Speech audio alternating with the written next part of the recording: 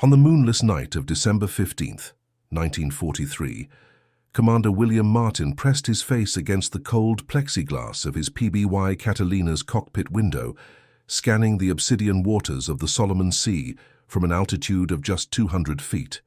The flying boat's twin Pratt & Whitney engines droned steadily, their rhythm almost hypnotic in the darkness. Martin and his crew believed they were embarking on another routine reconnaissance patrol, perhaps spotting a convoy or two before returning to base at dawn.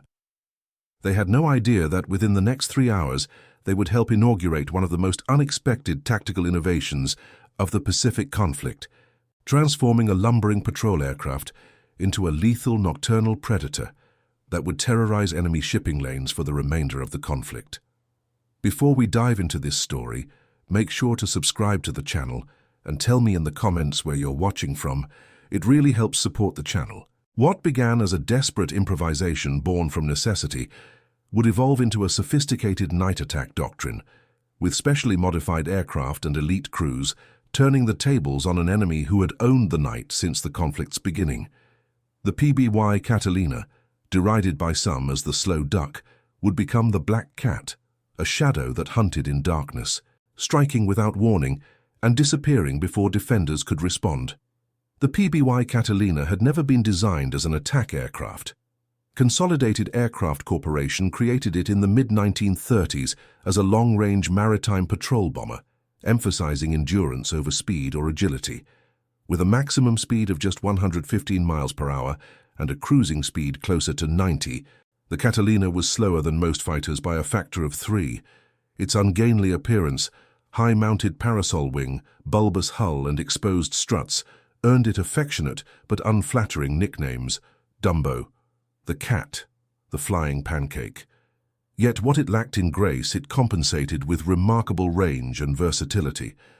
By late 1943, the Pacific Theater had settled into a grinding campaign of island hopping, supply line interdiction, and naval maneuvering across thousands of miles of ocean. The armed forces of the opposing nation had proven masters of nighttime operations, their destroyers and cruisers conducting brazen nocturnal resupply runs down the island chains with seeming impunity. Allied naval forces, lacking effective night-fighting capabilities early in the conflict, suffered repeated embarrassments as enemy vessels delivered troops and supplies under cover of darkness, then withdrew before dawn, brought Allied air superiority back into play. Lieutenant Commander Clarence Taff, Operations Officer for Patrol Squadron 12 at Tulagi, had watched this pattern repeat itself throughout the autumn of 1943 with mounting frustration. A veteran aviator with over 3,000 hours in PBYs, Taff understood his aircraft's limitations intimately. But he also recognized an opportunity that others had overlooked. On a humid evening in November, Taff sat in the squadron's operations tent with Commander Grayson, the squadron leader, and Lieutenant Rogers, the unit's most experienced radar operator. The tent's single electric bulb cast harsh shadows across the map table spread before them, showing the intricate coastlines and channels of the Solomon Islands. "They own the night," Taff said, tapping the map with his finger. "Every night enemy vessels run supplies down the slot, and we can't touch them. Our surface ships can't catch them, and conventional bombing in darkness is hopeless. But what if we had something that could hunt them in the dark?" Grayson looked skeptical. The commander was a practical man, hardened by 2 years of patrol operations. "With what?" "The Cat is too slow to catch anything that doesn't want to be caught, and too vulnerable to defend itself in daylight. You're proposing we take it into hostile waters at night." Rogers, however, leaned forward with interest. A former merchant marine radio operator, he had joined the service specifically to work with the new radar systems being installed in patrol aircraft. "Sir, the ASV radar gives us eyes in the darkness. We can detect surface vessels at ranges up to 20 miles in good conditions. And at night over water, conditions are usually excellent." Taff nodded eagerly. "Exactly. And think about our advantages. The Cat flies low and slow, normally disadvantages, but at night, that makes us nearly impossible to detect. We're quieter than bombers. We can approach at wave-top height below their search radar. By the time they hear our engines, we're already on top of them." "And then what?" Grayson asked. Drop bombs from 200 feet in total darkness, the bombardier would be guessing. Not guessing, Taff replied. Calculated release. Rogers and his radar team give us the range and bearing. The pilot maintains steady altitude and speed. We've practiced the mathematics. We can put ordnance on target with reasonable accuracy. And here's the beautiful part. They won't expect it. Their entire defensive doctrine assumes aircraft can't attack effectively at night. They won't be at battle stations. They won't be maneuvering. We'll have complete surprise. The conversation continued past midnight, with Taff systematically addressing every objection. The risks were substantial. Flying low over water in darkness courted disaster from simple disorientation or mechanical failure. Enemy anti-aircraft fire, once alerted, would be formidable. A PBY was not built to absorb punishment, yet the potential rewards were equally significant. If patrol aircraft could successfully interdict enemy nighttime supply runs, it would force them to operate in daylight, where Allied air superiority would devastate them. 3 days later, Admiral Fitch, the senior air commander in the South Pacific, authorized experimental night attack operations. Patrol Squadron 12 would conduct trial missions, refining tactics and equipment modifications as they learned what worked and what didn't. The first modification involved paint. The standard PBY wore a two-tone blue and white scheme suitable for daylight patrol over open ocean. For night operations, maintenance crews stripped the aircraft down to bare metal, then applied multiple coats of flat black paint mixed with special non-reflective compounds. Every shiny surface, gun barrels, plexiglass panels, metal fittings, received treatment to eliminate glare. The result was an aircraft that seemed to absorb light rather than reflect it, earning the inevitable nickname Black Cat. Engine modifications came next. The Pratt & Whitney R1830 engines that powered the PBY were reliable but noisy. Engineers installed flame dampeners on the exhaust stacks, reducing the bright orange glow that would advertise their presence for miles. They also experimented with altered propeller pitch and reduced engine settings, finding a sweet spot that minimized acoustic signature while maintaining adequate speed and control. The radar installation required the most technical sophistication. The ASV Mark II radar, originally designed for anti-submarine work, needed adjustment for surface vessel detection.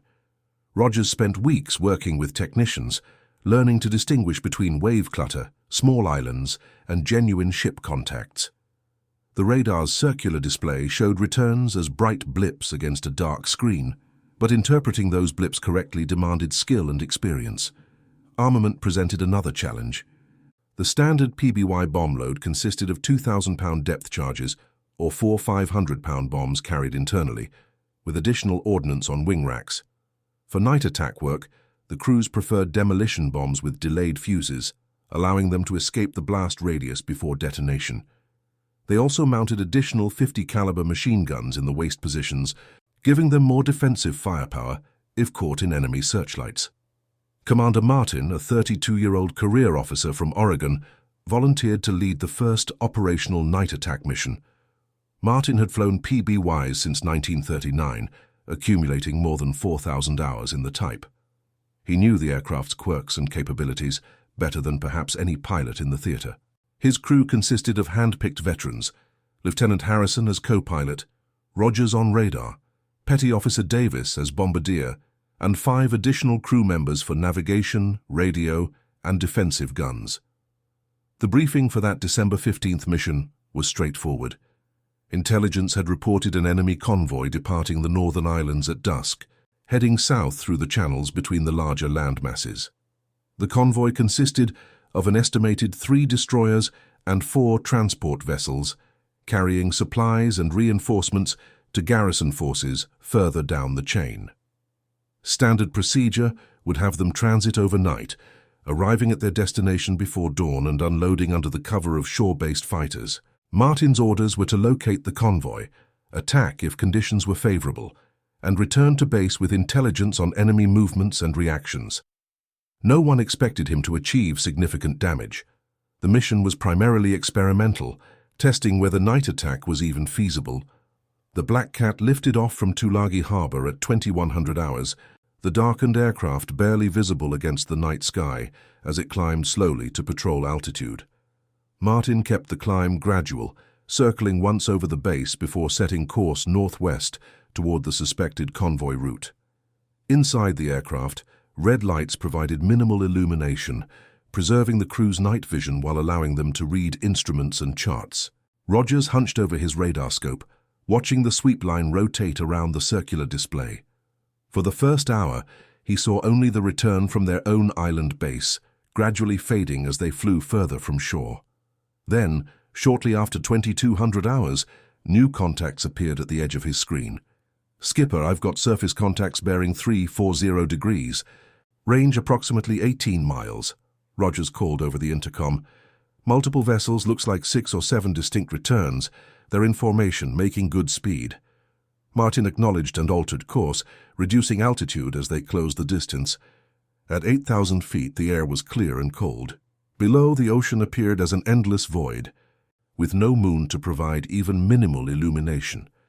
Martin found himself flying by instruments alone, trusting his altimeter and artificial horizon, while occasionally glancing outside to verify the darkness remained complete.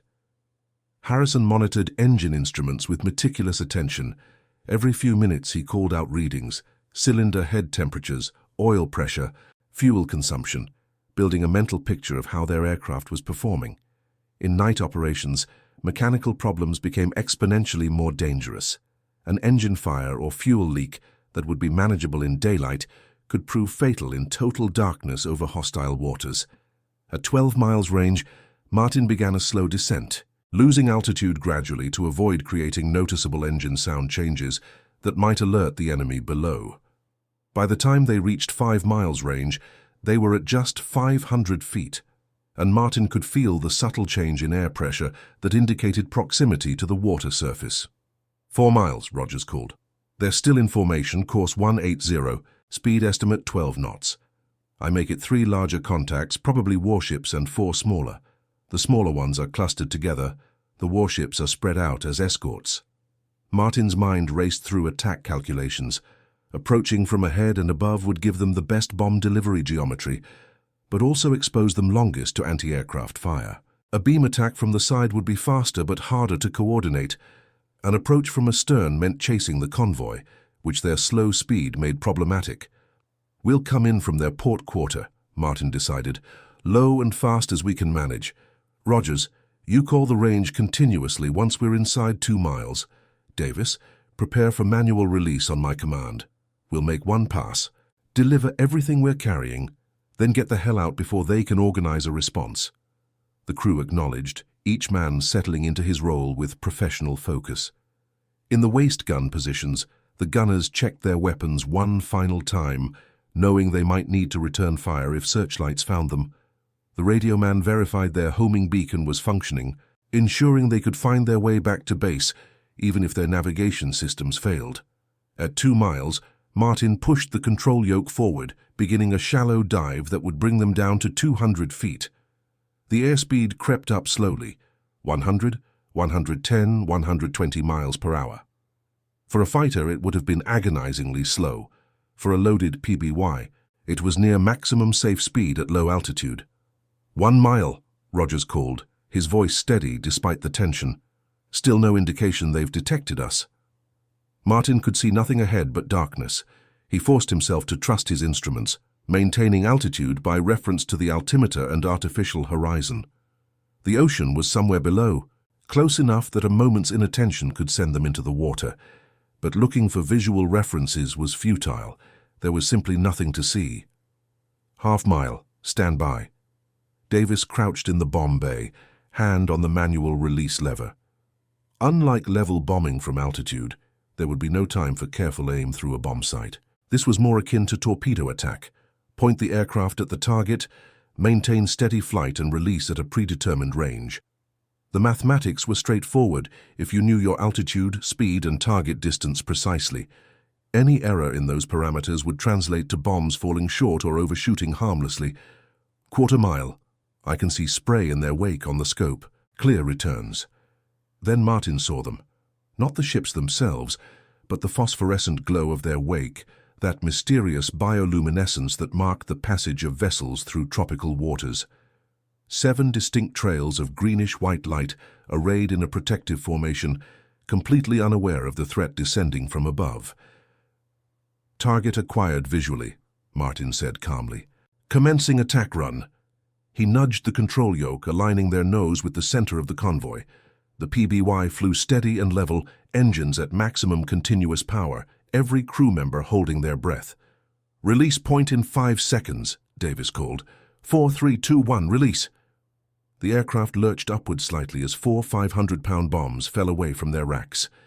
Martin maintained course for 3 more seconds, ensuring the bombs had proper trajectory, then hauled back on the yoke while applying right rudder, initiating a climbing turn away from the target area.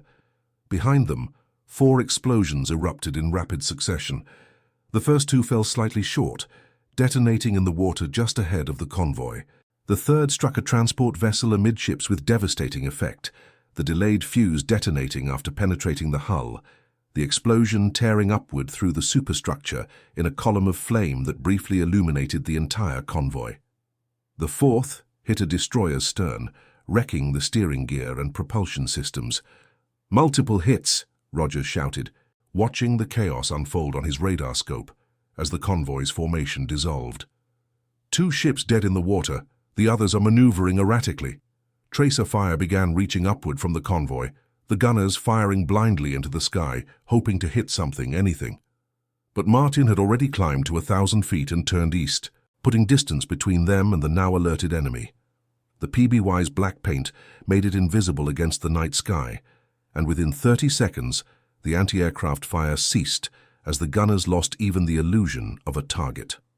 The return flight to Tulagi took 2 hours, Martin maintaining radio silence until they were safely over Allied-controlled waters. When he finally called in their position and mission results, the radio operator on duty at base operations initially thought he was joking. A PBY sinking ships at night? Impossible.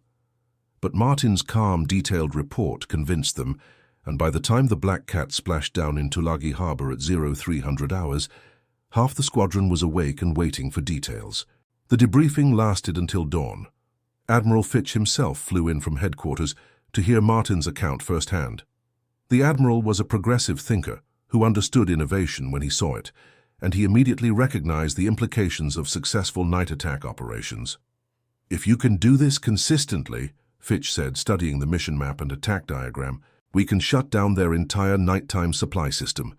Every convoy will need twice the escort, will need to stay bunched up for mutual defense, will be looking over their shoulder the entire transit. The psychological effect alone will be enormous." Within a week, Admiral Fitch had authorized expansion of the night attack program. Patrol Squadron 12 would receive additional aircraft, specially modified and painted for nocturnal work. Other squadrons began training in the new tactics. A doctrine manual was drafted, codifying what Martin and his crew had learned through experience. The Black Cats, as they were now officially known, began operating on a regular schedule. Every night, multiple aircraft prowled the waters between the northern and southern island chains, hunting for enemy convoys. The tactics evolved rapidly as crews gained experience. They learned to coordinate with submarines, which could provide advance warning of enemy movements. They developed new approach patterns that minimized exposure time while maximizing bomb delivery accuracy. They experimented with different ordnance loads, finding that a mix of demolition bombs and incendiaries created the most disruption. Lieutenant Commander Nathan Gordon, who joined the program in January of 1944, pioneered the tactic of multiple aircraft coordinating attacks from different directions simultaneously.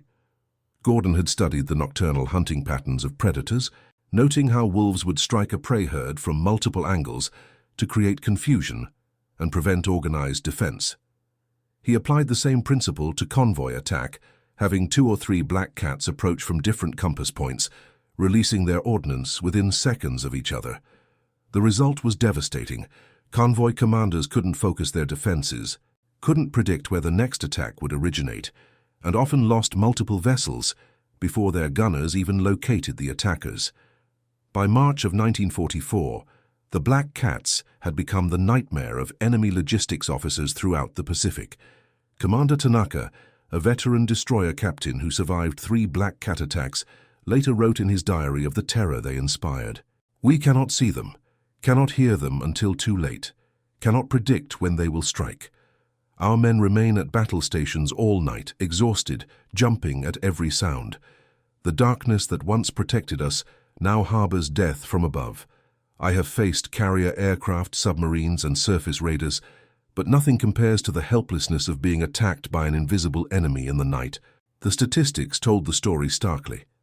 In the 6 months following Martin's first successful attack, Black Cat squadrons conducted over 400 night interdiction missions. They encountered enemy convoys on 230 occasions, pressing home attacks in 180 instances. The confirmed results were staggering. 28 large transport vessels sunk, 43 damaged, 12 destroyers sunk, 17 damaged, countless smaller craft destroyed or abandoned. But beyond the raw numbers, the operational impact was even more significant. By June of 1944, the enemy had effectively abandoned nighttime supply runs through contested waters. Convoys that once moved freely under cover of darkness now required daylight transit with heavy fighter escort, making them vulnerable to conventional air attack. The supply situation for garrisons on isolated islands deteriorated rapidly as the volume of deliverable supplies dropped by an estimated 60%. Historians would later identify the Black Cat operations as one of the key factors in the collapse of enemy positions throughout the Central and Southern Pacific Theater. The human stories behind the statistics were equally compelling. Ensign Robert Thompson, a navigator aboard one of the Black Cats, kept a detailed journal throughout his 28 combat missions. His entries captured both the professional satisfaction of successful attacks and the moral complexity of warfare conducted at such close range. February 12, 1944, Thompson wrote, "Tonight, we caught a convoy off New Georgia, 3 transports and 2 escorts. Our first pass set the lead transport on fire, lighting up the entire scene like daylight. I could see men on the decks, small figures running toward lifeboats, others manning the anti-aircraft guns. We made a second pass, and I watched our bombs walk across the second transport's deck. She began listing immediately. As we climbed away, I saw men in the water, dozens of them, swimming away from the sinking ships. In that moment, they weren't the enemy. They were sailors like us, facing the same ocean, the same darkness. But orders are orders, and our mission is to prevent supplies from reaching enemy positions. Still, tonight I cannot stop seeing those swimmers. I wonder how many will be rescued, how many will not see tomorrow's dawn." The Black Cat crews developed a peculiar relationship with their adversaries. Unlike high-altitude bomber crews, who never saw the results of their attacks, or fighter pilots engaged in fleeting combat at high speed, the Black Cat aviators operated close enough to witness the direct consequences of their actions. They saw the explosions, the fires, the desperate evasion attempts. Some found it made their work harder, having to reconcile the strategic necessity with the human cost. Others claimed it made them more effective, more careful in their targeting, more determined to make each attack count rather than waste ordnance on uncertain targets. Commander Martin flew 38 combat missions with the Black Cats before rotating back to the United States in August of 1944. By then, he had become something of a legend, the father of night attack aviation in the Pacific. Training squadrons used his mission reports as textbooks, studying every detail of his tactics and decision-making. Young pilots arriving in the theater asked to serve under him, hoping to learn from the master. But Martin himself remained remarkably modest about his role. In a letter to his wife written shortly before his departure, he reflected on what the Black Cats had accomplished. "We didn't win the conflict with night attacks," he wrote. "The victory belongs to the infantrymen taking the islands, the sailors manning the surface ships, the submarine crews cutting supply lines. But we found a way to turn one of their advantages, mobility in darkness, into a liability. We forced them to fight our kind of fight, in daylight, where our industrial and numerical superiority could be brought to bear. If that contribution helped shorten things by even a few weeks, saved even a few lives, then the risks were worth taking." The final tally of Black Cat operations, compiled after the conflict's end, documented 93 confirmed enemy vessels sunk, with another 138 damaged or mission incapable. The total displacement exceeded 400,000 tons, roughly equivalent to the entire merchant fleet of a medium-sized nation. The ordnance expended amounted to just over 2,200 tons of bombs, an exceptionally efficient return on investment. More importantly, the operational disruption forced major strategic adjustments, diverting escort vessels, fighter aircraft, and resources to counter a threat that had emerged from an unexpected source. The PBY Catalina, that slow, ungainly flying boat designed for peaceful maritime patrol, had become one of the most cost-effective weapon systems of the Pacific theater. Its transformation into the Black Cat demonstrated a principle that would resonate throughout military history. Innovation often comes not from new technology, but from applying existing capabilities in unexpected ways. The radar, the aircraft, the bombs, all were standard equipment, but used together, in darkness, against an unprepared enemy, they created a force multiplier that far exceeded the sum of their individual components. After the conflict, several Black Cat aircraft were preserved as museum pieces, their flat black paint and weathered frames testament to nights spent hunting in darkness over hostile waters. Commander Martin attended one such dedication ceremony in 1952, standing beside his old aircraft as it was installed at the Naval Aviation Museum in Pensacola. A reporter asked him what he remembered most about those nights over the Pacific. Martin was quiet for a long moment, his gaze distant, perhaps seeing again those phosphorescent wakes glowing in darkness, hearing again the steady drone of Pratt and Whitney engines, feeling again the tension of approaching an enemy convoy in total darkness. The moonless nights, he finally said, when there was no illumination whatsoever, when we flew by instruments alone, trusting mathematics and technology and crew coordination. Those were the nights we owned the sky absolutely, when we were most invisible and therefore most effective. The enemy learned to fear the new moon, learned to hate the darkness that had once protected them. We turned night itself into a weapon, and I think that's what I remember most, that sense of operating in a realm where no one expected us, where our very presence was impossible by conventional thinking. We were ghosts in machines, delivering consequences in the dark. The Black Cats flew their final combat missions in August of 1945, as the conflict drew to its conclusion. By then, the tactics and techniques they had pioneered were being adapted for new aircraft types, faster and more sophisticated than the old PBY. But the principle remained. The night belonged to those who could master it, and mastery came not just from technology, but from courage, skill, and the willingness to attempt what others deemed impossible. In the decades that followed, historians studying the Pacific conflict would identify numerous turning points and decisive factors. The carrier battles, the island campaigns, the submarine warfare, all received extensive analysis and recognition, but often overlooked in those broader narratives were the quieter contributions, the specialized operations that accumulated incremental advantages until they became strategic victories. The Black Cats represented one such contribution, a footnote in the larger story, yet one whose impact rippled across the entire theater. The men who flew those missions rarely spoke of their experiences in detail. Like many combat veterans, they carried memories they preferred to keep private, scenes that remained vivid decades after the events themselves. But occasionally, at reunions or in private conversations with understanding listeners, fragments would emerge. The green glow of phosphorescent wakes, the red light of instrument panels, the sudden bloom of explosions in the darkness, the desperate tracers reaching blindly skyward, the long flights home with fuel gauges approaching empty and dawn, still hours away. And perhaps most poignantly, they remembered the transformation they witnessed, how an aircraft dismissed as obsolete and inadequate became legendary, how tactics improvised from necessity became standard doctrine, how the hunters became the hunted when darkness fell. They had taken the tools at hand and imagined them differently, seen possibilities where others saw only limitations, and in doing so, had changed the calculus of an entire campaign. The legacy of the Black Cats extended beyond their immediate combat achievements. They demonstrated that asymmetric capabilities could overcome conventional superiority, that creativity and adaptation could be as valuable as raw firepower, that the willingness to question assumptions and experiment with new approaches could yield extraordinary results.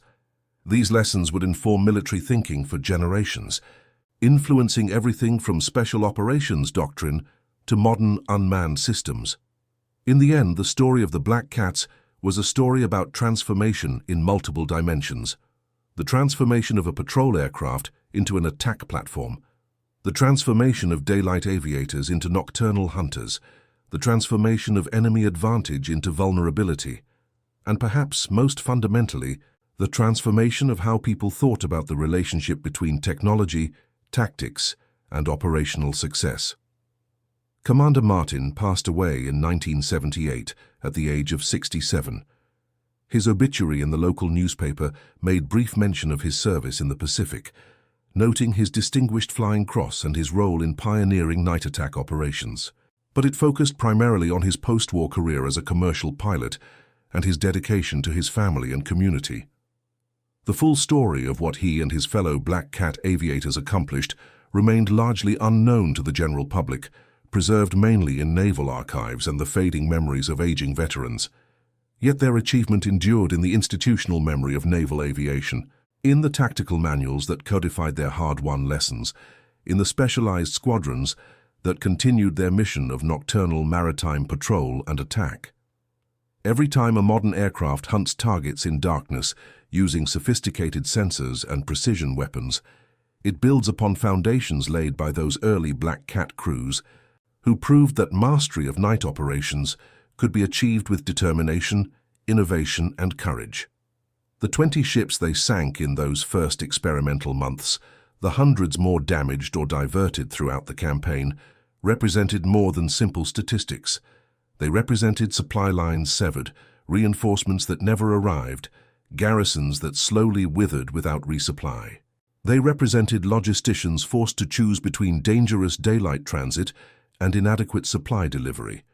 They represented strategic calculations altered, operational plans disrupted, and ultimately, a conflict shortened by methods no one had anticipated when it began. On moonless nights over the Pacific, while most of the world slept, the Black Cats hunted.